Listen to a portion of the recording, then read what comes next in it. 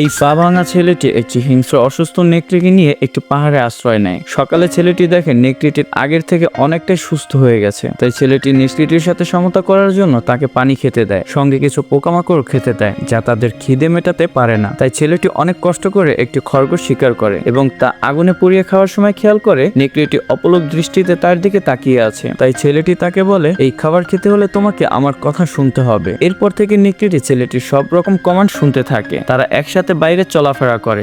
একজনের প্রতি আরেকজনের বিশ্বাস এখন খুব গভীর হয়ে গেছে, আর তারা এখন একসাথে শিকার কিভাবে করতে হয় সেই প্রশিক্ষণও নিতে শুরু করে, যার ফলে তাদের বাঁচার জীবনও এখন অনেক দীর্ঘ হয়ে ওঠে। আর এই গভীর বন্ধুত্বের পেছনে রয়েছে এক মারাত্মক কাহিনী। আসলে এই ছেলেটি একদিন পাহাড় থেকে পড়ে যায়, তাই তার বাবা তাকে মৃত ভেবে পাহাড়ে এক ধরনের ওষুধ ছিটিয়ে একটি পাথরের সমাধি বানিয়ে সেখান থেকে চলে যায়। তারপর একটি অনাহারী শকুন এসে যখন ছেলেটির উষ্ণ দেহের উপর কামড় বসাতে যায়, তখন অলৌকিকভাবে ছেলেটির চোখ খুলে যায়। সঙ্গে সঙ্গে ছেলেটি শকুনটির ঘাড় মোটকে খাদে ফেলে দেয়। পাহাড়ের নিচে তাকাতেই যেন ছেলেটির পুরো শরীর নিস্তেজ হয়ে পড়ে। যখন আস্তে আস্তে নামার চেষ্টা করে, তখন পা পিছলে ছেলেটি পড়ে যেতে নেয়। তবে ভাগ্যক্রমে সে একটি ফাটলে তার হাত বাজিয়ে কোনো রকম ভাবে ঝুলে থাকে। কিন্তু সৃষ্টিকর্তার অপূর্ব কৃপায় ভারী মেঘের কারণে অনেক বৃষ্টি হতে শুরু করে। টানা 8 ঘন্টা ভিজার পর সে দেখে বৃষ্টির কারণে পাহাড়ের নিচে একটি উপত্যকা সৃষ্টি হয়েছে। আর ভয়ঙ্কর এক সাহসের পরিচয় দিয়ে ছেলেটি ঝাঁপিয়ে পড়ে পাহাড়ের নিচে। জ্ঞান ফিরে এলে দেখে তার একটি পা খুবই জখম হয়ে নীল হয়ে গেছে। তাই দুটি পাথরের সাহায্যে দুটি লাঠি দিয়ে পা বেঁধে কোনোভাবে হাঁটতে হাঁটতে